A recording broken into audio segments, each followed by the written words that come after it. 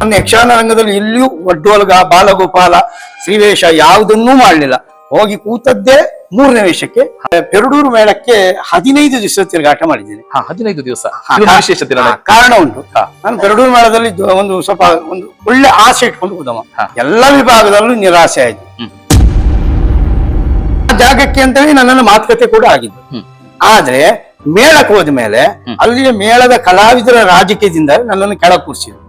ಕೆಳಗನ್ನು ತುಂಬಾ ಕೆಳಗೆ ಕೂರಿಸಿದ್ರು. ನಿಮ್ಮ ಸುಧನ್ವ ಆ ದಿವಸ ಒಳ್ಳೆದಾಗಿದೆ ಅಂತ. ಇದು ನನಗೆ ವಿಷ ಆಯ್ತು. ಪ್ರಸಂಗರ್ತರಿಗೆ ಹೇಳಿ ನನ್ನ ವೇಷವನ್ನ ಕ್ಯಾನ್ಸಲ್ ಮಾಡಿದ್ದು ಬಂದಿದ್ದು.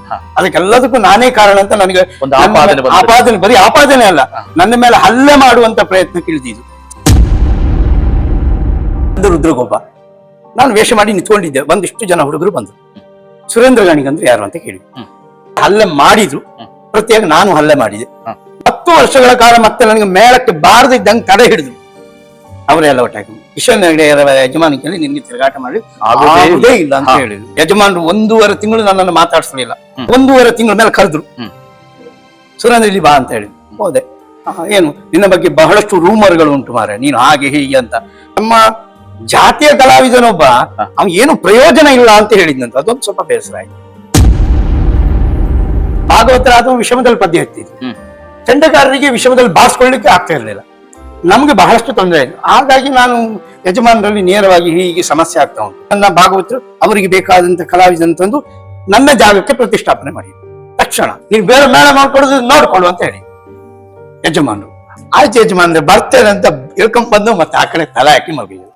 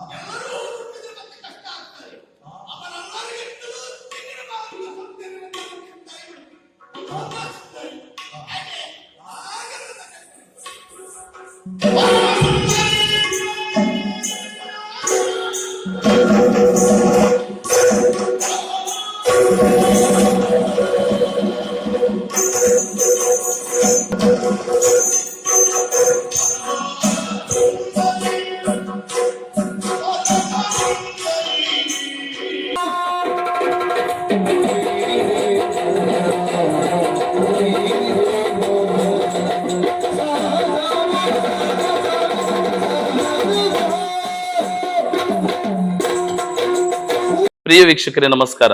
ಒಡ್ಡೋಲಗ ಇದು ಯಕ್ಷ ಜೀವನಾನುರಾಗ. ಯಕ್ಷಗಾನ ಕಲಾವಿದನ ಬದುಕಿನ ನೋವು ನಲಿವು ಕತೆ ವ್ಯತೆಗಳನ್ನ ತಮ್ಮ ಮುಂದೆ ಸಾದರಪಡಿಸುವ ನಮ್ಮ ಪ್ರಯತ್ನಕ್ಕೆ ತಮ್ಮ ಪ್ರೋತ್ಸಾಹವಿರಲಿ. ಇಂದಿನ ಸಂಚಿಕೆಯಲ್ಲಿ ಬಡಗುತಿಟ್ಟಿನ ಯಕ್ಷ ಪ್ರಪಂಚದ ಸ್ಫುರದ್ರೂಪಿ ಕಲಾವಿದ 25 ವರ್ಷಗಳ ಸಾರ್ಥಕ ಸೇವೆಯನ್ನ ಮಾಡುತ್ತಾ ಇರುವಂತಹ ಸಮರ್ಥ ಪುರುಷ ವೇಷಧಾರಿಗಳು ಸಹೃದಯಿ ಶ್ರೀ ಬಾರ್ಕೂರು ಸುರೇಂದ್ರ ಗಾಣಿಗ ನಮ್ಮೊಂದಿಗಿದ್ದಾರೆ. ಅವರನ್ನ ನಿಮ್ಮೆಲ್ಲರ ಪರವಾಗಿ ಪ್ರೀತಿಪೂರ್ವಕವಾಗಿ ಕಾರ್ಯಕ್ರಮಕ್ಕೆ ಸ್ವಾಗತಿಸ್ತಾನೆ. ನಮಸ್ಕಾರ ಬಾರ್ಕೂರು ಸುರೇಂದ್ರ ಗಾಣಿಗರೇ. ನಮಸ್ಕಾರ.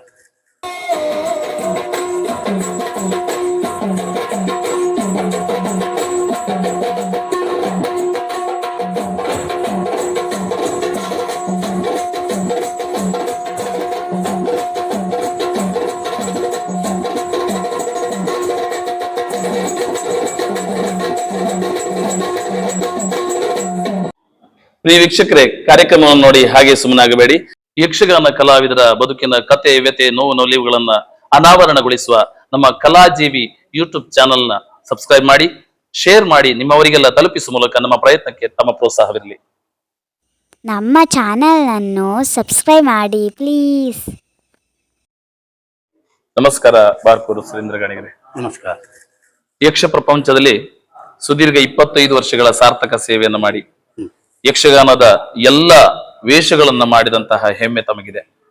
ಪುರುಷ ವೇಷದಲ್ಲಿಯೂ ಕೂಡ ತಾವು ಸಮರ್ಥವಾಗಿ ಕಲೆ ನಿಭಾಯಿಸಿದಂತ ತಮ್ಮ ಕಲಾ ಜೀವನದ ದಿನಗಳನ್ನು ನಮ್ಮ ಮುಂದೆ ಹಂಚಿಕೊಳ್ಳಿಕ್ಕೆ ಕಾರ್ಯಕ್ರಮಕ್ಕೆ ತಾವು ಆಗಮಿಸಿದಿರಿ. ತಮ್ಮನ್ನು ಕಾರ್ಯಕ್ರಮಕ್ಕೆ ಪ್ರೀತಿಪೂರ್ವಕವಾಗಿ ಸ್ವಾಗತಿಸಿದ ತಮ್ಮ ಬಾಲ್ಯದ ದಿನಗಳನ್ನ ನಮ್ಮ ವೀಕ್ಷಕರೊಂದಿಗೆ ಹಂಚಿಕೊಳ್ಬಹುದಾ? ನಾನು ಸಾಲಿಗ್ರಾಮದಲ್ಲಿರುವಂತಹ ಕಾರ್ಕ ಕಿರಿಯ ಪ್ರಾಥಮಿಕ ಶಾಲೆಯಲ್ಲಿ ನನ್ನ ಬಾಲ್ಯ ಜೀವನವನ್ನ ಆರಂಭಿಸಿದವು. ಅಲ್ಲಿ ನಾನು ಶಾಲೆಯಲ್ಲಿ ಯಕ್ಷಗಾನವನ್ನ ಶಾಲೆಯ ಆಗುವಂತ ಈ ಸ್ಕೂಲ್ ಡೇ ಸಂದರ್ಭದಲ್ಲಿ ಆಗುವಂತ ಯಕ್ಷಗಾನ ಸಂದರ್ಭದಲ್ಲಿ ನಾನು ಯಕ್ಷಗಾನವನ್ನ ಕಲಿತು ಅಲ್ಲಿಂದಲೇ ನನ್ನ ಯಕ್ಷಗಾನ ಜೀವನವನ್ನ ಆರಂಭಿಸಿದ್ದು. ಮತ್ತೆ ನನ್ನ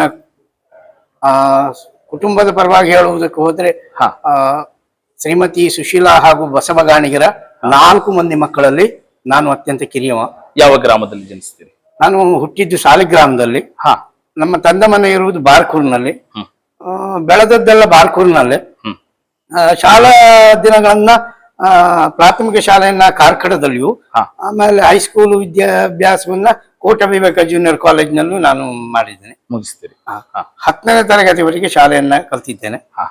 ಅಲ್ಲಿಂದ ಮತ್ತೆ ನನ್ನ ಜೀವನ ಈ ಯಕ್ಷಗಾನ ರಂಗದಲ್ಲಿ ಪೂರ್ಣ ಪ್ರಮಾಣದಲ್ಲಿ ನಾನು ತೊಡಗಿಸಿಕೊಳ್ಳುವ ಮೂಲಕವಾಗಿ ಯಕ್ಷಗಾನ ರಂಗವನ್ನೇ 10ನೇ ತರಗತಿ ತನಕ ವಿದ್ಯಾಭ್ಯಾಸವನ್ನು ಮುಗಿಸಿದ ತಾವು ಮುಂದೆ ವಿದ್ಯಾಭ್ಯಾಸಕ್ಕೆ ತಿಲಾಂಜಲಿಯನ್ನು ಇರ್ತೀರಿ.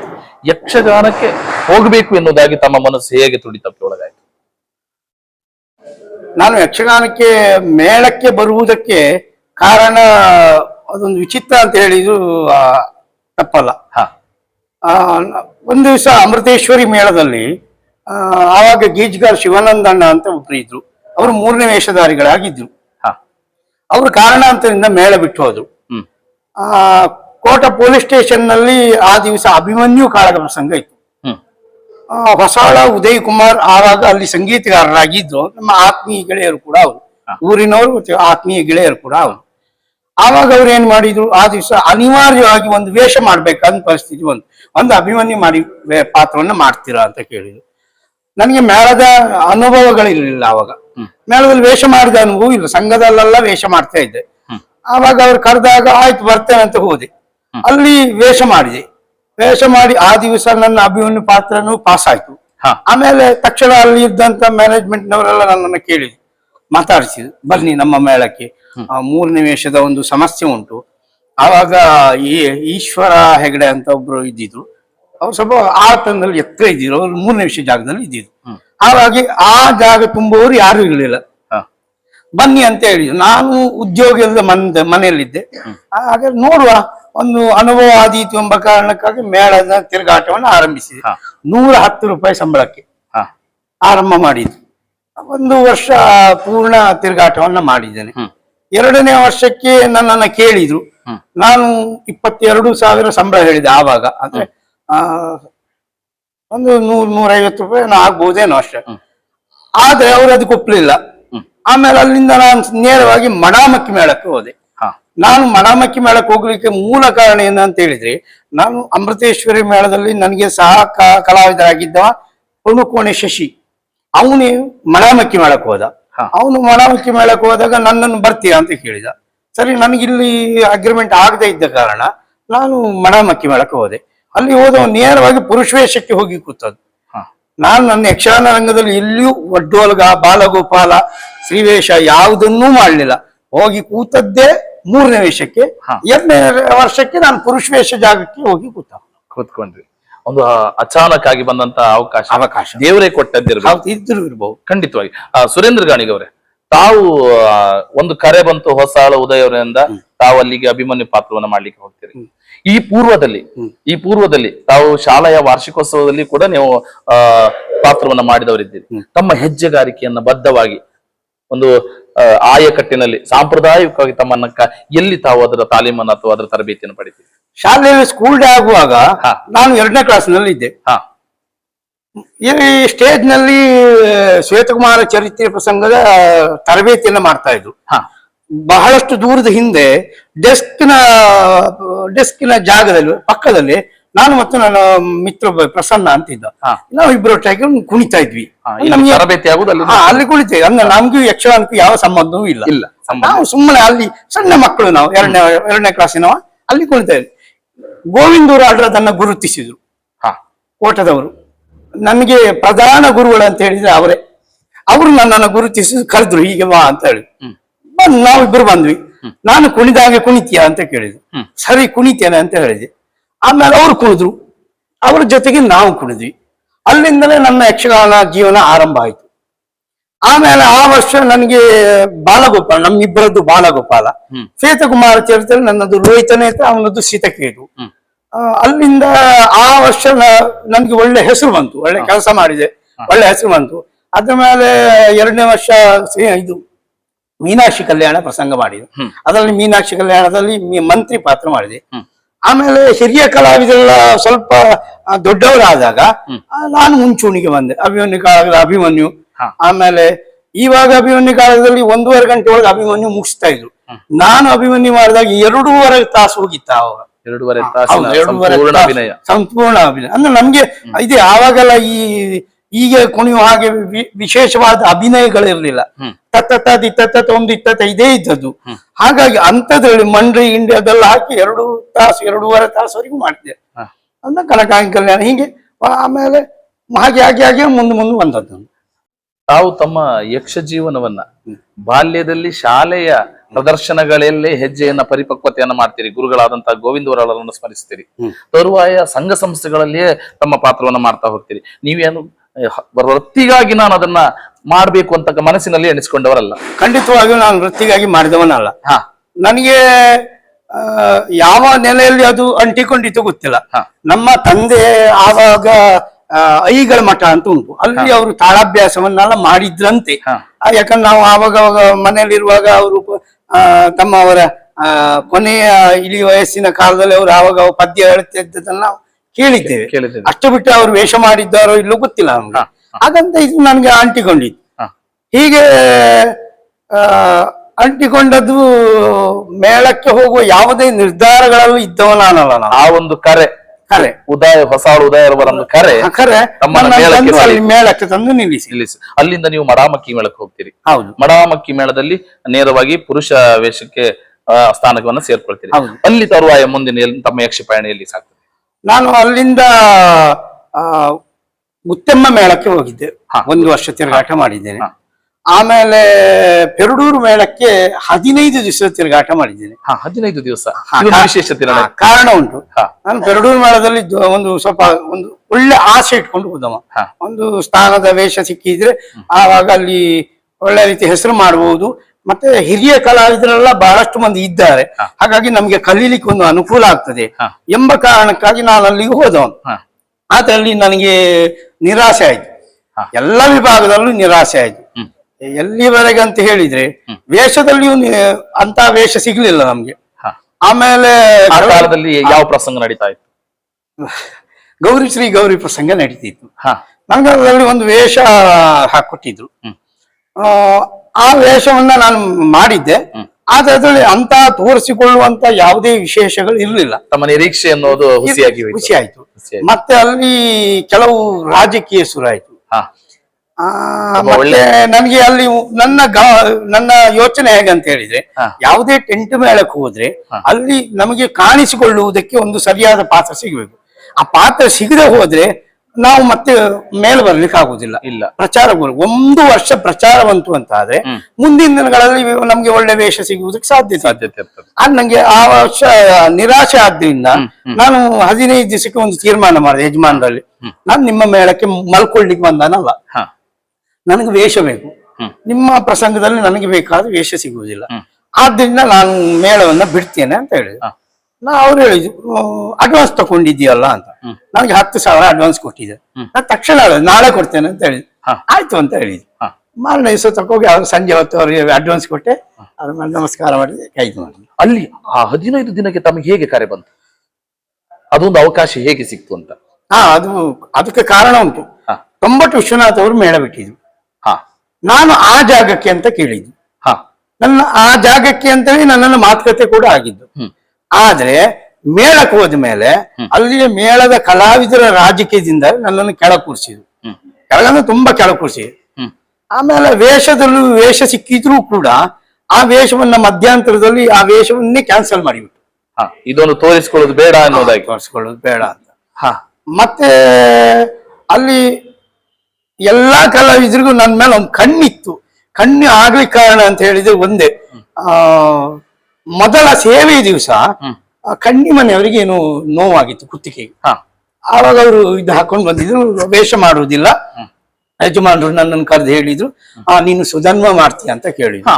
ನಾನು ಹೇಳಿದೆ ನೀವು ಹೇಳಿಕೊಟ್ರೆ ನಾನು ಮಾಡ್ತೇನೆ, ನಾನು ಮಾಡಿದ್ದೀನಿ, ಮಾಡ್ಲಿಲ್ಲ ಅಂತಲ್ಲ, ಅದು ಟೆಂಟ್ ಆದ್ರೆ ಅವರ ನಡೆ ಬೇರೆ ಇರ್ತದೆ, ಹಾಗಾಗಿ ನೀವು ಹೇಳಿಕೊಟ್ರೆ ಮಾಡ್ತೇನೆ ಅಂತ ಆಯ್ತು ಅಂತ ಹೇಳಿದ್ರು. ಆಮೇಲೆ ನಾನು ಗೋಪಾಲಾಚಾರ್ಯ ಇದ್ರು, ಅವರೆಲ್ಲ ಕೇಳಿದೆ, ಅವರ ನನ್ನ ಭಾಗವನ್ನೇ ಹೇಳಿದ್ರು. ಮತ್ತೆ ಧಾರೇಶ್ವರಲ್ಲಿ ಕೇಳಲಿಕ್ಕೆ ಹೋಗುವಾಗ ಅವ್ರು ಮಲ್ಕೊಂಡಿದ್ರು. ಮತ್ತೆ ಹಿರಿಯ ಕಲಾವಿದ್ರು, ಅವ್ರನ್ನ ಎಬ್ಬಿಸಿದ್ರೆ ಮತ್ತೆ ಅಲ್ಲಿಯ ಪರಿಸ್ಥಿತಿ ಎಲ್ಲ ಏನೋ ನನಗೆ ಗೊತ್ತಿರಲಿಲ್ಲ. ಸುಮ್ಮನೆ ಬಂದೆ. ನಾನು ಆ ದಿವಸ ವೇಷ ಮಾಡಿದೆ. ವೇಷ ಮಾಡಿದಾಗ ಏನಾಯ್ತು, ಸಾರ್ವಜನಿಕವಾಗಿ ಒಂದಿಷ್ಟು ಜನ ನನ್ನನ್ನು ಒಂದು ಬೆನ್ನು ತಟ್ಟಿ ಒಳ್ಳೇದಾಗಿದೆ ಅಂತ ಹೇಳಿದ್ರು. ನಿಮ್ಮ ಸುಧನ್ವ ಆ ದಿವಸ ಒಳ್ಳೇದಾಗಿದೆ ಅಂತ. ಇದು ನನಗೆ ವಿಷ ಆಯ್ತು. ಆಯ್ತಾ, ಹಾಗಾಗಿ ಕೆಲವು ಕಲಾವಿದರು ನನ್ನಲ್ಲಿ ವೈರತ್ವ, ಹೆಸರು ಹೇಳೋದಿಲ್ಲ, ವೈರತ್ವ ಸಾಧನೆ ಮಾಡಿದ್ರು. ವೈರತ್ವ ಅಂತ ಹೇಳಿದ್ರೆ ನನ್ನ ಎದುರೇನೂ ಇಲ್ಲ, ಹಿಂದಿನಿಂದ ಪ್ರಸಂಗರ್ತರಿಗೆ ಹೇಳಿ ನನ್ನ ವೇಷವನ್ನ ಕ್ಯಾನ್ಸಲ್ ಮಾಡಿದ್ರು. ಮತ್ತೆ ಒಂದ್ 2-3 ಬ್ಯಾಲಿ ಇತ್ತು, ಬ್ಯಾಲಿ ಮಾತ್ರ ಹೋಗ್ಬೇಕಿತ್ತು, ಬಂದ್ ಮಾಡ್ಕೊಳ್ಬೇಕಿತ್ತು. ಕಾಯಂ ಪ್ರಸಂಗ ಅದೇ ಆಗೋದ್ರಿಂದ ನಾನು ಹಿಂದೆ ಸರ್ಬಿಟ್ಟೆ. ಸ್ವಾಭಿಮಾನಕ್ಕೆ ದಕ್ಕಾಯ್ತು. ತಮ್ಮ ಪ್ರತಿಭೆಯನ್ನು ಪ್ರದರ್ಶನಕ್ಕಿಡುವ ಆ ಒಂದು ಸುಧನ್ವ ಎನ್ನುವುದು ಪ್ರೇಕ್ಷಕ ವರ್ಗದಿಂದ ಪ್ರಶಂಸನೆ ಬಂದರೂ ಕೂಡ ತಮ್ಮ ಸಹ ಕಲಾವಿದರು ತಮ್ಮನ್ನ ಎತ್ತಿ ಹಿಡಿಲಿಲ್ಲ, ಅದೊಂದು ದುಃಖ ಇದೆ. ಅಲ್ಲಿಂದ ತಾವು 15 ದಿನಕ್ಕೆ ಮೇಳವನ್ನ ಬಿಡ್ತೀನಿ. ಅಲ್ಲಿಗೆ ತಮಗೆ ಕೊಟ್ಟಂತ ಅಡ್ವಾನ್ಸ್ ಅನ್ನ ಮುಕ್ತಾಯಗೊಳಿಸಿಕೊಂಡು ನೇರವಾಗಿ ತಾವು ಮನೆಯಲ್ಲಿ ಕೊಡ್ತೀರಾ? ಮನೆಯಲ್ಲಿ ಕುತ್ಕೊಳ್ಳುವುದಿಲ್ಲ. ನಾನು ಒಂದು ಬ್ಯಾಂಕ್ ನಲ್ಲಿ ಒಂದು 50,000 ರೂಪಾಯಿ ಸಾಲ ಮಾಡಿದೆ. ಸಾಲ ಮಾಡಿ ಒಂದು ಫ್ಯಾನ್ಸಿ ಫುಟ್ವೇರ್ ಅಂಗಡಿಯನ್ನು ಮಾಡಿದೆ ಬಾರ್ಕೂರ್ನಲ್ಲಿ. ಅದೇ ಅಂಗಡಿಯಲ್ಲೇ ನಾನು ಆ ವರ್ಷದ ತಿರುಗಾಟ ಅದರಲ್ಲೇ ಮುಗಿಸಿ 15 ದಿನ ಮುಕ್ತಾಯಗೊಂಡು ಮತ್ತೆ ಉಳಿದ ದಿವಸಗಳ ಅಂದ್ರೆ ಅತಿಥಿ ಕಲಾವಿದಾಗಿ ಯಾರ್ಯಾರು ಕರೆದು ಹೋಗ್ತಾ ಇದೆ. ಸಂಘ ಸಂಸ್ಥೆಗಳು ಅಂದ್ರೆ ನನಗೆ ಮೊದಲಿಂದ ಪರ್ಕಳದಲ್ಲಿ ಮತ್ತೆ ಆ ಕಡೆ ತೆಂಕಿನಲ್ಲಿ ಹೆಚ್ಚಿನ ಸಂಘಗಳಿಗೆ ನಾನು ಕಾಯಂ ಸದಸ್ಯನಾಗಿ ಹೋಗ್ತಾ ಇದ್ದೆ. ಅಂದ್ರೆ ಯಾವುದೇ ರೀತಿಯ ಹಣಕ್ಕೆ ಇದಾಗಿ ಹೋಗ್ತಾ ಇರಲಿಲ್ಲ ನಾನು. ಅವ್ರು ಎಷ್ಟು ಕೊಡ್ತಿದ್ರು ಅದನ್ನ ಹಿಡ್ಕೊಂಡು ಬರ್ತಿದ್ದೆ ಅಷ್ಟೇ. ಹಾಗಾಗಿ ನನಗೆ ಸಂಘದ ಆಟಗಳೆಲ್ಲ ಬಹಳಷ್ಟು ಸಿಗ್ತಾ ಇತ್ತು. ಸಮಸ್ಯೆ ಏನು ಆಗಲಿಲ್ಲ. ಅಂಗಡಿ ಒಂದು ರೀತಿಯಲ್ಲಿ ನಡೀತಾ ಇತ್ತು. ತರುವಾಯ ಆ ವರ್ಷ ಎನ್ನುವುದು ಹಾಗೆ ಹೋಗ್ತದೆ ಬಾರ್ಕೂರ್ ಅವರೇ.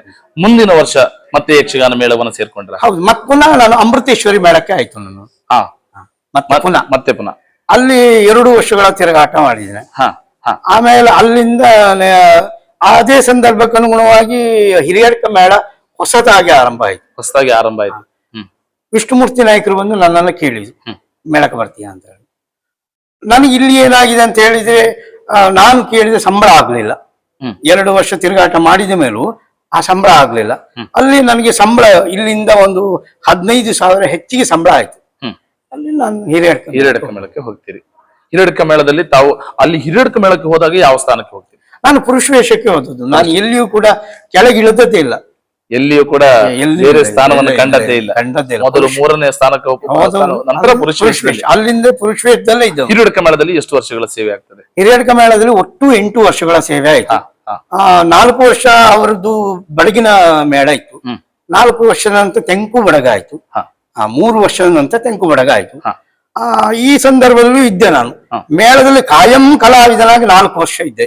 ಮತ್ತೆ 4 ವರ್ಷ ಅತಿಥಿ ಕಲಾವಿದನಾಗಿ ಇದ್ದೆ. ಅಂದ್ರೆ ಅತಿಥಿ ಅಂದ್ರೆ ಕಾಯಂ ಇದ್ದೆ, ಹೆಸರಿಗೆ ಮಾತ್ರ ಅತಿಥಿ. ಅಗ್ರಿಮೆಂಟ್ ಎಲ್ಲ ಇರ್ಲಿಲ್ಲ. ದಿನ ಸಂಬಳ ತಗೊಳ್ತೇನೆ, ಬರ್ತದೆ. ಅಲ್ಲಿ ಹಿರಿಯಡ್ಕ ಮೇಳ ಅಲ್ಲದೆ ಕಡುಗ ಆ ಒಂದು 4 ವರ್ಷ ನಿರಂತರವಾಗಿ ಹೋದ್ಮೇಲೆ ಮಧ್ಯದಲ್ಲಿ ಬೇರೆ ಮೇಳಕ್ಕೆ ಹೋದ್ರ? ಇಲ್ಲ, ಮಧ್ಯದಲ್ಲಿ ಎಲ್ಲೂ ಬೇರೆ ಮೇಳಕ್ಕೆ ಹೋದದಿಲ್ಲ. ಅಲ್ಲ, ಅದೇ ಮೇಳದಲ್ಲಿ 8 ವರ್ಷದ ನಂತರ ಮತ್ತೆ ಮುಂದಿನ ಪಯಣ ಎಲ್ಲಿ ಬರ್ತದೆ? 8 ವರ್ಷದ ನಂತರ ಮತ್ತೆ ಪುನಃ ನಾನು ಬಂದದ್ದು ಅಮೃತೇಶ್ವರಿ ಮೇಳಕ್ಕೆ. ಆಗಾಗ ಸೆಳಿತಾಳೆ ಅಮ್ಮ, ಅದು ಹೇಳಲಿಕ್ಕೆ ಆಗುದಿಲ್ಲ. ನಿಮ್ಮನ್ನ ಯಕ್ಷರಂಗಕ್ಕೆ ಕರೆತಂದ ತಾಯಿ. ಹೌದು. ಆದ್ರೆ ಅಮೃತೇಶ್ವರಿ ಮೇಳದಲ್ಲಿ ಕೂಡ ನಾನು ಬಹಳಷ್ಟು ನೋವನ್ನು ಅನುಭವಿಸಿದ್ದೇನೆ. ಅಲ್ಲಿ ಕೂಡ ಹೌದು. ಅಮೃತೇಶ್ವರಿ ಮೇಳ ಬಿಟ್ಟು ನಾನು ಹಿರಿಯಡ್ಕ ಮೇಳಕ್ಕೆ ಹೋಗುವಾಗ ನನ್ನ ಜೊತೆಗೆ ಒಂದಿಷ್ಟು ಜನ ಕಲಾವಿದರು ಹಿರಿಯಡ್ಕ ಮೇಳಕ್ಕೆ ಬಂದ್ರು. ನಾನು ಅವರನ್ನು ಕರ್ಕೊಂಡು ಹೋದದ್ದಲ್ಲ, ಬೇರೆ ಬೇರೆ ವಿಧ ಅಂತಲ್ಲ ಅವ್ರು ಬಂದಿದ್ರು. ಒಂದು 7-8 ಜನ ಬಂದಿದ್ರು. ಅದಕ್ಕೆಲ್ಲದಕ್ಕೂ ನಾನೇ ಕಾರಣ ಅಂತ ನನಗೆ ಆಪಾದನೆ, ಬರೀ ಆಪಾದನೆ ಅಲ್ಲ, ನನ್ನ ಮೇಲೆ ಹಲ್ಲೆ ಮಾಡುವಂತ ಪ್ರಯತ್ನಕ್ಕೆ ಇಳಿದಿದ್ರು. ಸಾಲಿಗ್ರಾಮದಲ್ಲಿ ಆಟ, ರಾಜ ರುದ್ರಗೋಪ ಪ್ರಸಂಗ, ನಂದು ರುದ್ರಗೋಪ. ನಾನು ವೇಷ ಮಾಡಿ ನಿಂತ್ಕೊಂಡಿದ್ದೆ. ಒಂದಿಷ್ಟು ಜನ ಹುಡುಗರು ಬಂದ್ರು. ಸುರೇಂದ್ರ ಗಾಣಿಗಂದ್ರೆ ಯಾರು ಅಂತ ಕೇಳಿ ನನಗೆ ಆ ಸುದ್ದಿ, ಅವರು ನನ್ನ ಮೇಲೆ ಹಲ್ಲೆ ಮಾಡ್ತಾರೆ ಅನ್ನೋ ಸುದ್ದಿ ನನಗೆ ಮೊದಲೇ ಸಿಕ್ಕಿತ್ತು. ಅವರು ಕ್ಯಾಂಟೀನ್ ನಲ್ಲಿ ಮಾತಾಡ್ತಾ ಇದ್ರು. ಅದನ್ನ ನನ್ನ ಸಹ ಕಲಾವಿದ ಒಬ್ಬ ಕಂಡು ನನ್ನದೇ, ನೋಡಿ ಸುರೇಂದ್ರಣ್ಣ, ನಿನಗೆ ಅಪಾಯ ಉಂಟು, ಜಾಗ್ರತೆ ಮಾಡ್ಕೊಳ್ಳಿ ಅಂತ ಹೇಳಿ. ನಾವು ಅಂದ್ರೆ ಈಗ ಆಗ್ತದೆ ಅಂತ ಗೊತ್ತುಂಟು, ನಾನು ಬೇರೆ ವ್ಯವಸ್ಥೆ ಮಾಡ್ಕೊಂಡಿದ್ದೆ.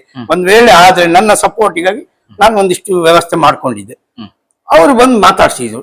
ನಾನೇ ನಾನು ಪಟ್ಟಕ್ಕೆ ಏನು ಹೊಡಿಲಿಕ್ಕೆ ಬಂದ್ರ ಅಂತ ಕೇಳಿದೆ. ಅವರು ನಗಾಡಿದ್ರು. ಅವ್ರು ನಗಾಡಲಿಕ್ಕೆ ಕಾರಣ ಏನು ಅಂತ ಕೇಳಿದೆ. ಅಲ್ಲ, ಬಂದಿರುವ 6-7 ಮಂದಿಯೂ ಕೂಡ ನನ್ನ ಕ್ಲಾಸ್ಮೇಟ್ ಆಗಿದ್ರು. ಅವರಿಗೆ ನಾನೇ ಸುರೇಂದ್ರ ಗಾಣಿಗ ಅಂತ ಗೊತ್ತಿರ್ಲಿಲ್ಲ. ಅಂದ್ರೆ ನಾವು ಚಿಕ್ಕ ವಯಸ್ಸಿನಲ್ಲಿ ಒಟ್ಟಿಗಿದ್ದವ್ರು ಬಿಟ್ರೆ ಕಾರ್ಕಳ ಶಾಲೆಯಲ್ಲಿ ಅಲ್ಲೇ ಸ್ಟೂಡೆಂಟ್ಗಳು, ಅಲ್ಲೇ ಕಾರ್ಕಳ ಶಾಲೆ ಅಲ್ಲೇ ಕೆಳಭಾಗದಲ್ಲಿ ಆಟ. ಅವ್ರು ನಗಾಡಿದ್ರು ಹೋದ್ರು. ಆಮೇಲೆ ನಾನು ಸ್ವಾಭಾವಿಕವಾಗಿ ಅವರಿಗೆ ಚಾ ಎಲ್ಲ ತರಿಸಿ ಕೊಟ್ಟೆ, ಕುಡ್ಕೊಂಡು ಹೋದ್ರು. ಅದಾದ್ಮೇಲೆ ಮೇಳದ ತಿರುಗಾಟ ಆರಂಭ ಆಯ್ತು. ಯಾವ್ದೋ ಒಂದು ಕಾರಣದಿಂದಲಾಗಿ ನನ್ನ ಮೇಲೆ ಹಲ್ಲೆ ಮಾಡಿದ್ರು. ಪ್ರತ್ಯೇಕ ನಾನು ಹಲ್ಲೆ ಮಾಡಿದೆ. ಮೇಳ ಅರ್ಧಕ್ಕೆ ಅಂದ್ರೆ 5 ತಿಂಗಳಿಗೆ ನಾನು ಮುಗಿಸುವಂತ ಪ್ರಮೇಯ ಬಂತು. ಆಗ ಯಾವ ಮೇಳದಲ್ಲಿ ಇದ್ದೀರಿ? ಅಮೃತೇಶ್ವರ ಅಮೃತೇಶ್ವರದಲ್ಲಿ ಇದ್ದೀರಿ. ಮೇಳದಲ್ಲಿ ಇದ್ದೆ. ಅಲ್ಲೇ ಇದ್ರಿ. ನನ್ನ ಮೇಲೆ ಅವ್ರು ಹಲ್ಲೆ ಮಾಡಿದ್ರು, ತಿರುಗಿ ನಾನು ಹಲ್ಲೆ ಮಾಡಿದ್ದೇನೆ. ಬಿಡ್ಲಿಲ್ಲ ನಾನು. ಆವಾಗ ಸ್ವಲ್ಪ ನನಗೆ ಭಯಂಕರ ರಾಶು, ನಾನು ಭಯಂಕರ ಸಿಟ್ಟು ಎದುರು ಸಿಟ್ಟು ಸಿಕ್ಕಾಪಟ್ಟೆ ಉಂಟು. ಯಾರು ಮೈ ಮೇಲೆ ಬಿದ್ರು, ಏನು ಒಂದ್ 4-5 ಜನ ಬಿದ್ರು ಹೊಡಿತೇನೆ ನಾನು, ಉಂಟು. ಈಗೆಲ್ಲ ಕಡಿಮೆ ಮಾಡಿದ್ದೆ, ಆಯ್ತಾ. ಆಮೇಲೆ ಯಜಮಾನರು ನನಗೊಂದು ಮಾತು ಹೇಳಿದ್ರು, ನಿನಗೆ ಅನ್ಯಾಯ ಆಗಿದೆ, ಆದ್ರಿಂದ ಅಮ್ಮ ನೋಡ್ಕೊಳ್ತಾಳೆ, ನಿನ್ಗೆ ಅನ್ಯಾಯ ಮಾಡಿದವರಿಗೆ ಅಲ್ಲಿ ಸರಿಯಾದ ಶಿಕ್ಷೆ ಆಗ್ತದೆ ಅಂತ ಹೇಳಿದ್ರು. ಅದೇ ಪ್ರಕಾರವಾಗಿ ನನಗೆ ಅನ್ಯಾಯ ಮಾಡಿದವರು ಸರಿಯಾದ ಶಿಕ್ಷೆಯನ್ನು ಅನುಭವಿಸಿದ್ರು, ಬಿಡಿ, ಪ್ರಶ್ನೆ ಇಲ್ಲ. 10 ವರ್ಷಗಳ ಕಾಲ ಮತ್ತೆ ನನಗೆ ಮೇಳಕ್ಕೆ ಬಾರದಿದ್ದಂಗೆ ತಡೆ ಹಿಡಿದ್ರು ಅವರೆಲ್ಲ ಒಟ್ಟಾಗಿ. ಅಮೃತೇಶ್ವರಿ ಮೇಳಕ್ಕೆ ಮತ್ತೆ ಮರಳಿ ಬಾರದಂತ ಆ ಒಂದು ಘಟನೆ ನಡೆದ ಬಳಿಕ ಮತ್ತೆ 10 ವರ್ಷ ಆ ಮೇಳಕ್ಕೆ ಬರ್ಲಿಕ್ಕೆ ಆಗ್ಲಿಲ್ಲ. 10 ವರ್ಷದ ಮೇಲೆ ಆನಂದ್ ಕುಂದಾರ್ ಅವರು ಮನೆ ಯಜಮಾನರಾದ ಮೇಲೆ ನನ್ನನ್ನು ಕರೆದು, ಕೋಟದ ಸುರೇಶ್ ಅಣ್ಣ ಮ್ಯಾನೇಜರ್ ಆಗಿದ್ರು, ಮತ್ತೆ ಕರೆದು ನನ್ನನ್ನು ಪುರುಷ ವೇಷಕ್ಕೆ ಹಾಕೊಂಡು ಅದೇ ಮೇಳಕ್ಕೆ ಪುರುಷ ವೇಷಕ್ಕೆ. ಆ 10 ವರ್ಷದ ಗ್ಯಾಪ್ ನಲ್ಲಿ ಅಮೃತೇಶ್ವರಿ ಬರ್ಲಿಕ್ಕೆ ಆಗ್ಲಿಲ್ಲ. ಬೇರೆ ಮೇಳಕ್ಕೆ ಹೋದ್ರ? ಬೇರೆ ಯಾವ ಮೇಳಕ್ಕೂ ಹೋಗ್ಲಿಲ್ಲ ನಾನು. 10 ವರ್ಷ ನಿಮ್ದು ಖಾಲಿ. ಖಾಲಿ ಅಂದ್ರೆ ಹಿರಿಯಡ್ಕ ಮೇಳದಲ್ಲಿ ಇದ್ದೆ ನಾನು, ತಿರುಗಾಟ ಮಾಡಿದ್ದೆ. ಆ ಸಂದರ್ಭದಲ್ಲಿ ಹಿರಿಯಡ್ಕ ಮೇಳದಲ್ಲಿ ತಿರುಗಾಟ ಮಾಡಿ ಎಲ್ಲರೂ ಹೇಳಿದ್ರು, ನೀನು ಹಿರಿಯಡ್ಕ ಮೇಳದಲ್ಲಿ ತಿರುಗಾಟ ಮಾಡುವುದಿಲ್ಲ, ಕಿಶನ್ ಹೆಗಡೆಯವರ ಯಜಮಾನಿಕೆಯಲ್ಲಿ ನಿನ್ಗೆ ತಿರುಗಾಟ ಮಾಡಿ ಆಗುವುದೇ ಇಲ್ಲ ಅಂತ ಹೇಳಿದ್ರು. ಆದ್ರೆ ನನ್ನನ್ನ ಮೇಳಕ್ಕೆ ನಾನು ಹೋದಾಗ ನನ್ನ ಬಗ್ಗೆ ಬಹಳಷ್ಟು ಯಜಮಾನರಿಗೆ ಹೇಳಿಕೊಟ್ಟಿದ್ರು. ಅವ ಹಾಗೆ ಹೀಗೆ, ಅವ ಮೈ ಮೇಲೆ ಬೀಳ್ತಾನೆ, ಅದೆಲ್ಲ ಹೇಳಿದ್ರು. ಯಜಮಾನರು 1.5 ತಿಂಗಳು ನನ್ನನ್ನು ಮಾತಾಡ್ಸಲಿಲ್ಲ, ಏನು ಮಾತಾಡ್ಸಲಿಲ್ಲ. ಸುಮ್ಮನೆ ಅವ್ರು ಬರ್ತಿದ್ರು, ಅವ್ರು ಅಷ್ಟಕ್ಕೆ ಅವ್ರು ಹೋಗ್ತಾ ಇದ್ರು. ನಾನು ಅವರನ್ನು ಮಾತಾಡ್ಸಲಿಕ್ಕೆ ಹೋಗ್ಲಿಲ್ಲ. ನನ್ನೊಂದು ಮೊದ್ಲಿಂದು ಹಾಗೆ, ನನ್ಗೆ ನೀವು ನಮಸ್ಕಾರ ಕೊಟ್ಟು ನಾನು ನಮಸ್ಕಾರ ಕೊಡ್ತೇನೆ, ನೀವು ನಮಸ್ಕಾರ ಕೊಡ್ತೀರಿ, ನಾನು ನಿಮ್ಮನ್ನು ಮಾತಾಡ್ಸಿಲ್ಲ, ಸುಮ್ಮನೆ ಇದ್ಬಿಡ್ತೀನಿ ಅಷ್ಟೇ. ಆಮೇಲೆ 1.5 ತಿಂಗಳ ಮೇಲೆ ಕರೆದ್ರು, ಸುರೇಂದ್ರ ಇಲ್ಲಿ ಬಾ ಅಂತ ಹೇಳಿ ಹೋದೆ. ಏನು ನಿನ್ನ ಬಗ್ಗೆ ಬಹಳಷ್ಟು ರೂಮರ್ಗಳು ಉಂಟು ಮಾರೆ, ನೀನು ಹಾಗೆ ಹೀಗೆ ಅಂತ. ನನಗೆ ನಿನ್ನ ತಿರುಗಾಟ ಖುಷಿ ಆಯ್ತು, ಅವ್ರು ಹೇಳಿದ್ದೆಲ್ಲ ಸುಳ್ಳು ಅಂತ ಗೊತ್ತಾಯ್ತು ಅಂತ ಹೇಳಿ ಆಯ್ತು ಯಜಮಾನರು ಒಂದು ಅಷ್ಟೇ ಇತ್ತು. ಆಮೇಲೆ ಸತತವಾಗಿ ಅವ್ರ ಮೇಳದಲ್ಲಿ ತಿರುಗಾಟ ಮಾಡಿದ್ದೀನಿ. ಮೇಳ ಬಿಟ್ಟು ಬರುವಾಗಲೂ ಹಾಗೆ 1,600 ರೂಪಾಯಿ ಸಂಬಳ ನನಗೂ ಅವ್ರು ಕೊಡ್ಬೇಕಿತ್ತು. ಹೇಳಿದ್ರು, ಒಳ್ಳೆ ಬುದ್ಧಿವಂತಿಕೆ ಮಾಡಿದ್ಯಲ್ಲ ಅಂತ ಹೇಳಿದ್ರು. 1,600 ರೂಪಾಯಿ ಸಂಬಳವನ್ನು ಲೆಕ್ಕಾಚಾರ ಮಾಡಿ ಕೊಟ್ರು. ಅವರು ಕೆಲವರೆಲ್ಲ ಹೇಳುವುದುಂಟು, ಅವ್ರು ಹೊಡಿತಾರೆ ಬಡಿತಾರೆ. ಹೊಡಿಬೇಕು ನಾನು ಹೇಳುವುದಲ್ಲ, ಯಾಕೆಂದ್ರೆ ಹೊಟ್ಟೆ ತುಂಬಾ ಸರಾಯಿ ಕುಡ್ಕೊಂಡ್ಬಂದು ಮೇಳಕ್ಕೆ ಬಾರದೇ ಇದ್ರೆ ಅವ್ರು ವೀಳ್ಯ ಕೊಡುವ, ಅವರು ಸುಮ್ಮನೆ ಹೊಡಿತಾರೆ. ಪ್ರದರ್ಶನ ಮಾಡುವವರಿಗೆ ಏನು ಉತ್ತರ ಕೊಡ್ಬೇಕಲ್ವಾ? ನಮ್ಮಿಂದ ಯಜಮಾನರಿಗೆ ತೊಂದರೆ ಆಗ್ಬಾರ್ದು, ಕಲಾವಿದರಿಂದ ಮೇಳದ ಹೆಸರು ಹಾಳಾಗಬಾರ್ದು, ಯಕ್ಷಗಾನಕ್ಕೆ ಧಕ್ಕೆ ಆಗಬಾರ್ದು ಅಲ್ವಾ? ನನ್ನಿಂದಾಗಿ ಅವ್ರಿಗೆ ಯಾವ ಸಮಸ್ಯೆ ಆಗ್ಲಿಲ್ಲ. ನಾನು ತೆಂಗು ಮತ್ತು ಬಡಗು ಎರಡೂ ಇದರಲ್ಲಿ ವೇಷ ಮಾಡ್ತಾ ಇದ್ದೆ. ಅವ್ರು ತೆಂಗಿನಲ್ಲಿ ಕಲಾವಿದರ ಸಂಖ್ಯೆ ಕಡಿಮೆ ಇತ್ತು, ಅಲ್ಲಿ ಪುರುಷ ವೇಷ ಇರಲಿಲ್ಲ. ಅಲ್ಲಿಯ ಪುರುಷ ವೇಷಗಳನ್ನು ನಾನೇ ಮಾಡ್ತಾ ಇದ್ದೆ, ಬಡಗಿನಲ್ಲಿ ಮಾಡಿ ತೆಂಗಿನಲ್ಲಿ ವೇಷ ಮಾಡ್ತಾ ಇದ್ದೀನಿ. ಹಾಗಾಗಿ ಯಜಮಾನರಿಗೆ ನನ್ನ ಬಗ್ಗೆ ಒಂದು ಅತೀವವಾದ ಪ್ರೀತಿಯೂ ಇತ್ತು. ಹಿರಿಯಡ್ಕದಲ್ಲಿ ತಮ್ಮ ಸೇವೆಯನ್ನು ಮುಗಿಸಿ ಯಜಮಾನರಿಂದ ವ್ಯವಹಾರಗಳನ್ನೆಲ್ಲ ಮುಕ್ತಾಯಗೊಳಿಸಿಕೊಂಡು ಮುಂದಿನ ಪಯಣ ತಮ್ಮದು ಮಂದರ್ತಿಗೆ ಬರ್ತದೆ. ನಾನು ಹಿರಿಯಡ್ಕ ಮೇಳ ಬಿಟ್ಟಮ ಮತ್ತೆ ಯಕ್ಷಗಾನಕ್ಕೆ ಹೋಗುವುದಲ್ಲ ಎನ್ನುವಂತ ಒಂದು ಭಾವನೆಗೆ ಬಂದು ಎಷ್ಟು ದಿನಗಳ ಕಾಲ ಈ ಮನಸ್ಥಿತಿಯಲ್ಲಿ ಇದ್ದೆ? ನಾನು ಸಾಧಾರಣ ಮೇಳ ಶುರುವಾಗಿ 1 ತಿಂಗಳವರೆಗೂ ಅದೇ ಮನಸ್ಥಿತಿಯಲ್ಲಿ ಇದ್ದೇನೆ. ಮೇಳಕ್ಕೆ ಬರುವುದೇ ಅಲ್ಲ ಅಂತ. ಹಿರಿಯಡ್ಕ ಮೇಳ ಆದ್ಮೇಲೆ ನಮ್ಗೆ ಸಾಕು ನಾನು ವ್ಯವಹಾರ ಮಾಡ್ಕೊಂಡು ಅದರಲ್ಲೇ ನನ್ನ ಜೀವನವನ್ನೇ ನಡೆಸ್ಕೊಂಡಿರುವಂತ ಯೋಚನೆಯಲ್ಲಿ ಇದ್ದೆ. ಅಲ್ಲಿ ಏನಾಯ್ತಂದ್ರೆ, ಅಲ್ಲಿ ಮೇಳದಲ್ಲಿ ಕಲಾವಿದರಿದ್ರು, ಆದ್ರೆ ಪುಂಡು ವೇಷದ 3ನೇ ವೇಷ ಇದು ವಿಷ್ಣು ಇಂತಹ ವೇಷಗಳನ್ನು ಮಾಡುವವರು ಇರಲಿಲ್ಲ. ಸುಂದರ್ ನಾಯ್ಕರು ಪುರುಷ ವೇಷದ ಜಾಗದಲ್ಲಿ ಇದ್ರು, ನೆಡೂರು ದಿನಕರ ಸಖಿಸಿರಿ ವೇಷ ಜಾಗದಲ್ಲಿ ಇದ್ರು. ಹಾಗಾಗಿ ಅವರಿಗೆ ಒಂದು ನಾಯಕ ಮತ್ತು ನಾಯಕಿಯ ಪಾತ್ರಕ್ಕೆ ಅವ್ರಿಗೆ ಅಷ್ಟು ಹೊಂದಾಣಿಕೆ ಆಗ್ತಾ ಇರಲಿಲ್ಲ. ಅಂದ್ರೆ ಅವ್ರ ವಯಸ್ಸಿನಲ್ಲಿ ಸ್ವಲ್ಪ ದೊಡ್ಡವರು. ಹಾಗಾಗಿ ಅವರು ದಿನಕರ್ ಏನ್ ಹೇಳಿದ್ರು, ನನ್ನನ್ನು ಮೇಳಕ್ಕೆ ಬಾ ಅಂತ ಹೇಳಿದ್ರು. ನಾನು 1 ತಿಂಗಳ ಕಳೆದ ಮೇಲೆ ನಾನು ಮೇಳಕ್ಕೆ ಹೋದೆ. ಆಮೇಲೆ ಅಲ್ಲಿ ನನ್ನ ಮಾತುಕತೆ ಎಲ್ಲ ಆಯ್ತು. ಮೊದಲು ಶಂಕರನಾರಾಯಣದಲ್ಲಿ ಆಟ, ನನ್ನದು ದೇವಿ ಮಾತೃ ಪ್ರಸಂಗದ ವಿಷ್ಣು ಮಾಡಿದೆ, ಪಾತ್ರ ಮಾಡಿದೆ. ಅವ್ರು ನೋಡಿದ್ರು, ಆಗ್ಬಹುದಂತ ಹೇಳಿದ್ರು. ಆ ವರ್ಷ ನಾನು ಮೇಳದ ತಿರುಗಾಟವನ್ನು ಆರಂಭಿಸಿದ್ದು ಮಂದರ್ತಿ ಮೇಳದಲ್ಲಿ ಆರಂಭವಾಯ್ತು. ಆದ್ರೆ ಅದಕ್ಕಿಂತ ಮೊದಲು ನಾನು ಮಂದರ್ತಿ ಮೇಳಕ್ಕೆ ಒಂದು ಬಾರಿ ಮಾತುಕತೆ ಆಯ್ತು ನಾನು ಚಿಕ್ಕವನಿರುವಾಗ. ಹಾ. ನಾನು ತಂತ್ರಾಡಿ ಮಕ್ಕಳ ಮೇಳದಲ್ಲಿ ಕಲಾವಿದನಾಗಿ ಇದ್ದೆ. ತಂತ್ರಾಡಿ ಮಕ್ಕಳ ಮೇಳದಲ್ಲಿ ಆವಾಗ ಈ ಏಡ್ಸ್ ಕಾರ್ಯಕ್ರಮಗಳು ನಡೀತಿತ್ತು ಗವರ್ಮೆಂಟ್. ಹಾ. ಈ ಏಡ್ಸ್ ಕಾರ್ಯಕ್ರಮದಲ್ಲಿ ನಾನು ವೇಷ ಮಾಡ್ತಿದ್ದೆ. ಏಡ್ಸ್ ಜಾಗೃತಿ, ಜನಜಾಗೃತಿ. ಸೋಷಿಯಲ್ ವರ್ಕ್ ಕಾರ್ಯಕ್ರಮ, ಅದರಲ್ಲಿ ನಾನು ಬಹಳಷ್ಟು ಕಾರ್ಯಕ್ರಮಗಳಲ್ಲಿ ಬೆಂಗಳೂರಿನಲ್ಲೂ ಕೂಡ ಕರ್ನಾಟಕ ಕಲಾದರ್ಶಿನಿ ಅನ್ನೋ ತಂಡದಲ್ಲೂ ಕೂಡ ಬಹಳಷ್ಟು ವರ್ಷದಿಂದ ಮೇಳದಲ್ಲಿದ್ದು ಆ ತಂಡದಲ್ಲಿದ್ದು ಕಾರ್ಯಕ್ರಮವನ್ನು ಮಾಡಿದವ ನಾನು. ಆವಾಗ ಎಂತಾಯ್ತು, ಯಲ್ಲಂಪಳ್ಳಿ ಜಗನ್ನಾಥಾಚಾರ್ಯ ನನ್ನ ವೇಷ ನೋಡಿದ್ರು, ನನ್ನನ್ನು ಕರೆದ್ರು, ನೀನ್ ಯಾವ ಜಾತಿ ಮಗು ಅಂತ ಕೇಳಿದ್ರು. ನಾನು ಗಾಣಿಗ ಅಂತ ಹೇಳಿದೆ. ಮೇಳಕ್ಕೆ ಬರ್ತೀಯಾ ಅಂತ ಕೇಳಿದ್ರು. ಅಡ್ಡಿಲ್ಲ ಮಾರ್ರೆ ಅಂದ್ರು. ಒಡ್ಡೋಲ್ಗ ವೇಷ ಅಂದ್ರು. ಆಯ್ತು ಮಾರ್ರೆ ಅಂದೆ. ಹೋದೆ. ಮೇಳಕ್ಕೆ ಹೋದಾಗ ಒಂದು ದಿವಸ ಅವ್ರ ವೇಷ ನೋಡ್ಬೇಕು ಅಂತ ಹೇಳಿದ್ರು. ನನ್ನದು ಒಡ್ಡೋಲಗಕ್ಕೆ ಒಂದು ಕಿರೀಟದ ವೇಷ ಮಾಡಿಬಿಟ್ರು. ನಾನು ಹೋದೆ. ಸಹ ಕಲಾವಿದರಿಗೆಲ್ಲ ಸ್ವಲ್ಪ ವೈಮನಸ್ಸು ಆಯ್ತು. ಆದ್ರೂ ನಾನು ಒಡ್ಡೋಲ್ಗ ವೇಷ ಮಾಡಿ ಬಂದು ಮುಗಿಸಿದೆ. 18,000 ಸಂಬಳಕ್ಕೆ ನನ್ನದು ಮಾತುಕತೆ ಆಯ್ತು. ಆ ಮಾತುಕತೆ ಆಗಿದ್ದವರು ಆಮೇಲೆ ಹೇಳಿದ್ರು, ನೀನು 3 ವೇಷ ಮಾಡ್ಬೇಕು, ಜೊತೆಗೆ ಶ್ರೀವೇಷ ಮಾಡ್ಬೇಕು. ಅಂದ್ರೆ ಅಲ್ಲಿ ಶ್ರೀವೇಷ ಅಂತ ಹೇಳಿದ್ರೆ ಕ್ಷೇತ್ರ ಮಾತ್ಮೇಲೆ 6 ಶ್ರೀವೇಷ ಬರ್ತದೆ. ಹಾಗಾಗಿ ಶ್ರೀವೇಷ ಮಾಡ್ಬೇಕು ಅಂತ ಹೇಳಿದ್ರು. ಆಗಬಹುದಂತ ಒಪ್ಪಿ ನಾನು ಮೇಳಕ್ಕೆ ಹೋದೆ. ಆ ಮೇಳ ಒಪ್ಪಿದೆ. ಆದ್ರೆ ಸ್ವಲ್ಪ ದಿವಸದ ಮೇಲೆ ನನಗೆ ಅವರು ಜಗನ್ನಾಥಾಚಾರ್ಯರು ಫೋನ್ ಮಾಡಿ ಹೇಳಿದ್ರು, ಯಾವುದೋ ಒಂದು ಕಾರಣದಿಂದ ಬೇಡ, ಅದು ಹೇಳುದು ಬೇಡ, ನಮ್ಮವರೇ ಒಬ್ರು ಅದಕ್ಕೆ ಅಲ್ಲಿ ಕೀಲಿಟ್ರು, ಹಾಗಾಗಿ ಬೇಡ ಅಂದ್ರು ಅಂತ ಹೇಳಿದ್ರು.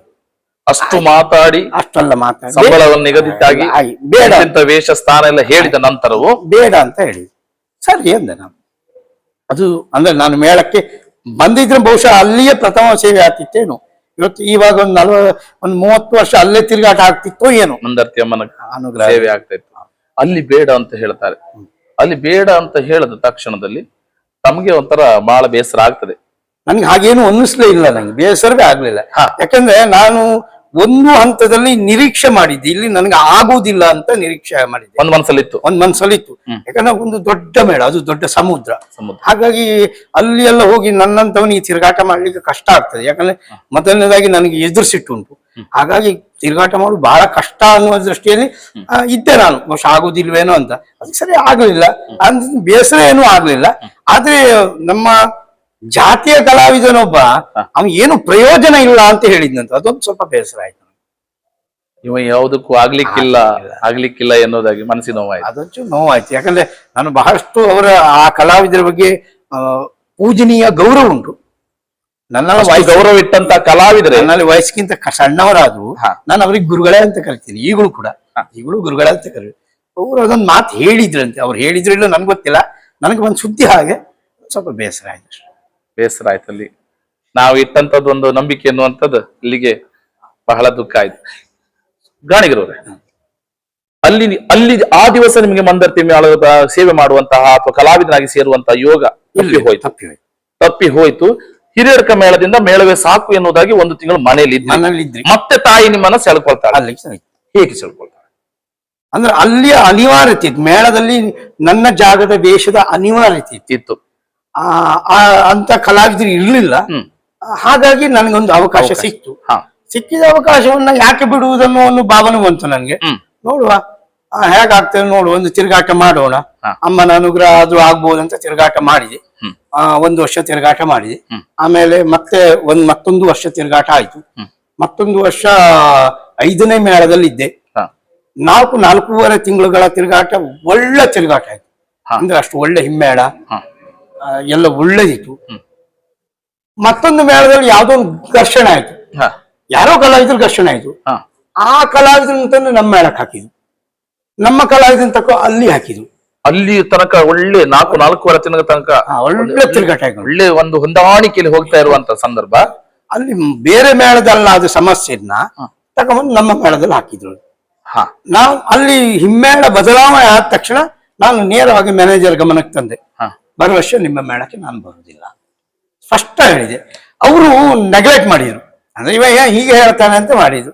ನಾನು ಹಾಗೆ ಹೇಳಿದ ಮಾರನೇ ದಿವಸವೇ ನನಗೆ ಕರೆ ಬಂತು, ಅಮೃತೇಶ್ವರಿ ಮೇಳದಿಂದ ಬರ್ತೀರಾ ಅಂತ. ಸೀದಾ ಅಮೃತೇಶ್ವರಿ ಮೇಳಕ್ಕೆ ಹೋದೆ. ಅಲ್ಲಿ ಅಗ್ರಿಮೆಂಟ್ ಮಾಡ್ಕೊಂಡು ಬಂದ ಮೇಲೆ ಅವರಿಗೆಲ್ಲ ಗೊತ್ತಾಯ್ತು, ಇವನದ್ದು ಅಗ್ರಿಮೆಂಟ್ ಆಯ್ತು ಅಂತ. ಆಮೇಲೆ ಹೇಳಿದ್ರು, ನಾವು ಯಜಮಾನ್ರು ಕೂತ್ಕೊಂಡು ಮಾತಾಡ್ತೇವೆ, ನೀವು ನಮ್ಮ ಮೇಳದಲ್ಲಿ ಇರೀನಿ ಅಂತ ಹೇಳಿ. ನಾನು ಒಂದೇ ಮಾತಿನಲ್ಲಿ ಹೇಳಿದ್ದೇನೆ, ನಾನು ಅವರಿಗೆ ಬರ್ತೇನೆ ಅಂತ ಹೇಳಿದ್ದೇನೆ. ಮೋಸ ಮಾಡುವ ಪ್ರಶ್ನೆ ಇಲ್ಲ. ನಿಮಗೆ ಬೇಕಾದ್ರೆ ಮುಂದಿನ ವರ್ಷ ಕರ್ಸ್ಕೊಳ್ಳಿ, ಬರ್ತೇನೆ.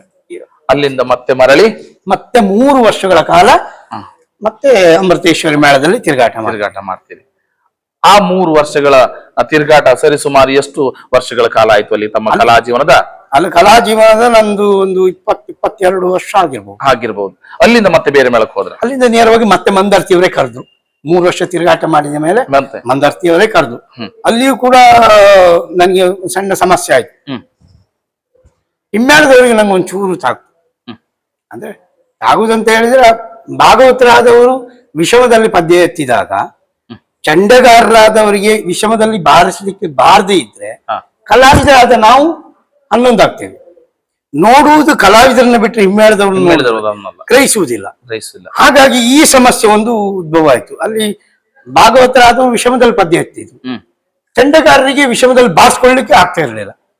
ನಮ್ಗೆ ಬಹಳಷ್ಟು ತೊಂದರೆ ಆಯ್ತು. ಹಾಗಾಗಿ ನಾನು ಯಜಮಾನರಲ್ಲಿ ನೇರವಾಗಿ ಹೀಗೆ ಸಮಸ್ಯೆ ಆಗ್ತಾ ಉಂಟು, ಅವ್ರಿಗೆ ಹೇಳಿ, ಭಾಗವತರಿಗೆ ಹೇಳಿ, ಹಿರಿಯ ಭಾಗವತರು ಅವರಿಗೆ ಹೇಳಿ ಅದನ್ನ ಒಂದು ಸರಿ ಮಾಡ್ಲಿಕ್ಕೆ ಹೇಳಿ ಮೇಲೆ. ಯಾಕಂದ್ರೆ ಚಂಡೆಗಾರರಿಗೆ ನಾನು ವಿಷಮದಲ್ಲಿ ಅವರ ಪದ್ಯ ಹೇಳಿದ್ರೆ ಕುಣಿತೇನೆ, ಆದ್ರೆ ಚಂಡೆಗಾರರಿಗೆ ಕಷ್ಟ ಆಗ್ತದೆ. ಅವರಿಗೆ ಆಗದೆ ಇದ್ರೆ ನಮಗ್ ಕಷ್ಟ ಆಗ್ತದೆ, ಹಂಗಾದ್ರೆ ಸಮಷ್ಟಿಯ ಪ್ರದರ್ಶನ ಹಾಳಾಗ್ತದೆ, ಮತ್ತೆ ನಮಗೆ ಮಾನಸಿಕವಾಗಿ ಹಿಂಸೆ ಆಗ್ತದೆ. ಆದ್ರಿಂದ ನೀವು ಅದನ್ನು ಸರಿ ಮಾಡಿ ಅಂತ ಹೇಳಿ, ಅದಕ್ಕೆ ಅವ್ರೇನ್ ಮಾಡಿದ್ರು, ತಕ್ಷಣ ಬೇರೊಬ್ಬ ಕಲಾವಿದನನ್ನ ಭಾಗವತರು ಅವರಿಗೆ ಬೇಕಾದಂತ ಕಲಾವಿದನ ತಂದು ನನ್ನ ಜಾಗಕ್ಕೆ ಪ್ರತಿಷ್ಠಾಪನೆ ಮಾಡಿ ತಕ್ಷಣ ತಾವು ಮೇಳದಲ್ಲೇ ಇದ್ದೀವಿ ಮಾತುಕತೆ ಮಾಡಿದ್ದಾರೆ. ಸಂಬಳ ನಾನು ಕೇಳಿದ್ದೀನಿ, ನನ್ನ ಸಂಬಳ ಅವರಿಗೂ ಹಿತಾಮಿತ ಆಗ್ಲಿಲ್ಲ. ಆಮೇಲೆ ಯಜಮಾನರು ಮತ್ತೆ ಮಾತಾಡೋಣ ಅಂತ ಹೇಳಿದ್ದಾರೆ.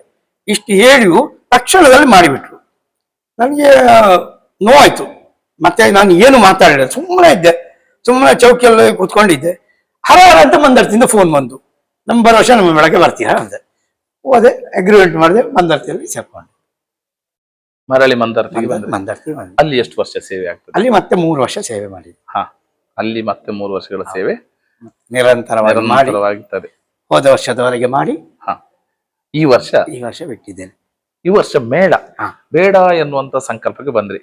ಮೊದಲೊಂದು ದಿನ 11 ತಿಂಗಳ ತಿರುಗಾಟ ಆದ್ಮೇಲೆ ಮತ್ತೆ ಕಲಾ ಮಾತೆ ಹೇಳ್ಕೊಂಡು ತಮ್ಮದು 25 ವರ್ಷಗಳ ಸುದೀರ್ಘ ಸೇವೆ ನಡೀತು. ಕಳೆದ ವರ್ಷಕ್ಕೆ ತಾವು ಮೇಳವನ್ನು ಬಿಡ್ತೀರಿ. ಬಿಡುವುದಕ್ಕೆ ತಾವು ಸಂತೃಪ್ತಗೊಂಡು ಅಥವಾ ಸಾಕು ಎಂದು ಬಿಟ್ಟಿದ್ದು ಅಥವಾ ಏನಾದ್ರು?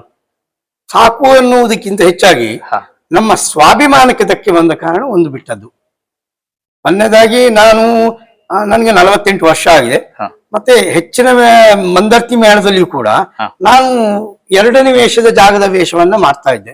ಯಾಕಂದ್ರೆ ಬೆದರಾಣಿ ನರಸಿಂಹಣ್ಣನಿಗೆ ಆರೋಗ್ಯ ಸರಿ ಇಲ್ಲದೆ ಇದ್ದಾಗ ಅವರ ಜಾಗದ ಅಷ್ಟೂ ವೇಷಗಳನ್ನ ನಾನು ಮಾಡ್ತೇನೆ. ಋತುಪರ್ಣ ಮಾಡಿದ್ದೀನಿ, ಭೀಷ್ಮ ಮಾಡಿದ್ದೇನೆ, ಆಮೇಲೆ ಬೇರೆ ಬೇರೆ ಇದು ಉತ್ತಮ ಮಾಡಿದ್ದೇನೆ. ಹಿಂಗೆ ಆ ಜಾಗದ ಬೇರೆ ಬೇರೆ ವೇಷಗಳನ್ನು ಎಲ್ಲ ವೇಷಗಳನ್ನು ಮಾಡಿದ್ದೀನಿ. ನಾನು 2ನೇ ವೇಷದ ಆ ಜಾಗದ ವೇಷಗಳನ್ನ ಮಾಡುವುದಕ್ಕೆ ಮೂಲ ಕಾರಣ ಅಂತ ಹೇಳಿದ್ರೆ ಕೋಟೆ ಸುರೇಶ್ ಅಣ್ಣ, ಅವ್ರ ಮ್ಯಾನೇಜರ್ ಆದ್ರಿಂದ ಅರ್ಧ ವೇಷ ಅವ್ರು ಮಾಡ್ತಿದ್ರು, ಅರ್ಧ ವೇಷವನ್ನ ನನ್ಗೆ ಬಿಡ್ತಿದ್ರು.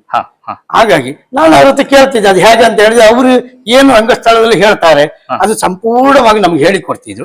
ಹಾಗಾಗಿ ನನಗೆ ಆ ಜಾಗದ ವೇಷಗಳನ್ನ ಮಾಡುವುದು ಬಹಳ ಕಷ್ಟ ಆಗಲಿಲ್ಲ, ಅನುಕೂಲ ಆಯ್ತು. ಮತ್ತೆ ನನ್ನ ಈ ಶರೀರವೂ ಕೂಡ 2ನೇ ವೇಷಕ್ಕೆ ಒಗ್ಗಿಕೊಂಡು ಹೋಯ್ತು, ತುಂಬುತ್ತಾ ಇತ್ತು. ಮತ್ತೆ ಕಿರೀಟ ಒಂದು ಜಯರಾಮ್ ಪೂಜಾರರು ಮ್ಯಾನೇಜರ್ ಆಗಿದ್ದ ಸಂದರ್ಭದಲ್ಲಿ ನಾನು ಪುರುಷ ವೇಷಧಾರಿ ಆಗಿದ್ದು, ಆ ವರ್ಷ ಇಡೀ ನಾನು ಕಿರೀಟದ ವೇಷನೇ ಮಾಡಿದ್ದು. ಆ 2ನೇ ವೇಷ 2ನೇ ವೇಷ ಜಾಗದ ವೇಷಗಳಿಂದ ಮಾಡೋದ್ರಿಂದ ನನ್ನ ಮನಸ್ಸು ಆ ಕಡೆ ಹೋಯ್ತು. ಹಾಗಾಗಿ ನಾನು ಸ್ವಾಭಾವಿಕವಾಗಿ ಮೇಳದಲ್ಲಿ ಹಿರಿಯ ಕಲಾವಿದರು ಬಿಡುವಾಗ 2ನೇ ವೇಷದ ಜಾಗವನ್ನ ಕೇಳಿದೆ. ಅವ್ರು ಬಿಡುವವರು ಇಲ್ಲ ಅಂತ ಹೇಳಿದ್ರು. ಆಮೇಲೆ ಸಂಬಳ ಕೇಳಿದೆ. ಸಂಬಳ ಕೇಳಿದಾಗ ನನ್ನ ಸಂಬಳ ಅವ್ರಿಗೆ ಆಗ್ಲಿಲ್ಲ. ಮತ್ತೆ ಅವಾಗ ನಾನು ಒಂದು ಪ್ರಶ್ನೆ ಅವರಲ್ಲಿಟ್ಟೆ, ಒಬ್ಬ ಕಲಾವಿದನಿಗೆ ಅವರು ಸಂಬಳ ಕೊಟ್ಟಿದ್ದಾರೆ, ಅವರಿಗೆ ಕೊಟ್ಟಿದ್ದೀರಿ, ಹೊಸ ಕಲಾವಿದ ಮೇಳಕ್ಕೆ ಬಂದು 1 ವರ್ಷ ಆಗಿದೆ, ಅವರಿಗೆ ಕೊಟ್ಟಿದ್ದೀರಿ, ನನಗೆ ಯಾಕೆ ಕೊಡಬಾರ್ದು ಅಂತ ಕೇಳಿದೆ. ಅದು ಅವರಿಗೆ ಬಹಳ ಬೇಸರ ಆಯ್ತು. ಸಿಟ್ಟಿನಲ್ಲಿ ನೀನು ಬೇರೆ ಮೇಳ ಮಾಡ್ಕೊಡೋದು ನೋಡ್ಕೊಳ್ಳು ಅಂತ ಹೇಳಿ ಯಜಮಾನರು. ನನಗೆ ಸಿಟ್ಟು ಜಾಸ್ತಿ ಆಯ್ತು. ಯಜಮಾನ್ರೆ ಬರ್ತೇನೆ ಅಂತ ಇಳ್ಕೊಂಡ್ ಬಂದು ಮತ್ತೆ ಆ ಕಡೆ ತಲೆ ಹಾಕಿ ಮಲಗಿದ್ರು. ಮತ್ತೆ ಬೇಡ, ಯಕ್ಷಗಾನವೇ ಬೇಡ ಅಂತ ಒಂದು ತೀರ್ಮಾನಕ್ಕೆ ಬಂದೆ. ಈ ವರ್ಷ 3-4 ಕಡೆಯಲ್ಲಿ 2ನೇ ವೇಷಧಾರಿಯಾಗಿ ನನ್ನನ್ನು ಕರೆದ್ರು. ಎಲ್ಲಿ ಎಲ್ಲ ಕರೆ ಬಂತು? ಹೊಸ ಮೇಳ ಕಳವಾಡಿ ಮೇಳಕ್ಕೆ ಕರೆದಿದ್ರು, ಹಾ. ನೀಲಾವರಕ್ಕೆ ಕರೆದಿದ್ರು, ಹಾ. ಆಮೇಲೆ ಸುಗಾಲು ಮೇಳದವರು ಕರೆದಿದ್ರು, ಹಾ. ಮತ್ತೆ ಮಡಾಮಕ್ಕಿ ಮೇಳದವರು ಕರೆದಿದ್ರು. 2ನೇ ವೇಷ ಜಾಗಕ್ಕೆ ಕರೆದದ್ದು. ನಾನು ಹೇಳಿದ್ದೆ, ನಾನು ಅಂದ್ರೆ ಈ ಮೇಳಗಳಿಗೆಲ್ಲ ಹೋಗುವಾಗ ಒಂದು ನಿಗದಿತ ಸಂಬಳ ಅಂತ ಬೇಕು, ನಾ ಇಷ್ಟು ಸಂಬಳ ಅಂತ ಹೇಳಿದ್ದೇನೆ. ನನ್ನ ಸಂಬಳ ಅವರಿಗೆ ಆಗ್ಲಿಲ್ಲ. ಆಮೇಲೆ ಸಾಲಿಗ್ರಾಮಕ್ಕೆ ಬನ್ನಿ ಅಂತ ಯಜಮಾನರು ಕೇಳಿದ್ರು. ನನಗೆ 48 ದಾಟಿದೆ, ಇನ್ನು ಸಾಲಿಗ್ರಾಮಕ್ಕೆ ಹೋಗಿ ನಾನು ಹೆಸರು ಮಾಡುವಂತದ್ದು ಎಂತ ಇಲ್ಲ. ಹಾಗಾಗಿ ನಾನು ಇಲ್ಲ ಬರುವುದಿಲ್ಲ, ಸಾಲಿಗ್ರಾಮಕ್ಕೆ ಬರುವುದಿಲ್ಲ ಅಂತ ಹೇಳಿದ್ರು. ಮತ್ತೆ ಸೌಕೂರಿಗೆ ಮತ್ತೆ ಹಾಲಾಡಿಗೆ 2ನೇ ವೇಷದ ಜಾಗಕ್ಕೆ ಕೇಳಿದ್ರು. ನಾನು ಒಂದು ತೀರ್ಮಾನ ಮಾಡಿದ್ದೆ, 2ನೇ ವೇಷಕ್ಕೆ ಹೋಗಿ ಕೂತ್ಕೊಳ್ಬೇಕು, ಇಲ್ಲದ್ರೆ ಮೇಳಕ್ಕೆ ಹೋಗ್ಬಾರ್ದು ತೀರ್ಮಾನ ಮಾಡಿದ್ವಿ. ಹಾಗಾಗಿ ಈಗ ಈ ವರ್ಷ ಮೇಳದಿಂದ ಒಂದು ವೃತ್ತಿ ಜೀವನದಲ್ಲಿ ಅಂದ್ರೆ ಮೇಳದ ತಿರುಗಾಟವನ್ನ ನಿಲ್ಲಿಸಿದ್ದೇನೆ, ವೇಷ ಮಾಡುವುದು ನಿಲ್ಲಿಸಲಿಲ್ಲ. ಅತಿಥಿಯಾಗಿ ಅತಿಥಿಯಾಗಿ ಹೋಗ್ತೇನೆ. ಎಲ್ಲಾ ಮೇಳಗಳಿಗೂ ಯಾವ ಮೇಳಗಳಿಗೆ ಕರೆದು ಹೋಗ್ತೇನೆ. ನನ್ನೆದೆಯಾಳುವನೆ ವಿಜಯ್ ಭವ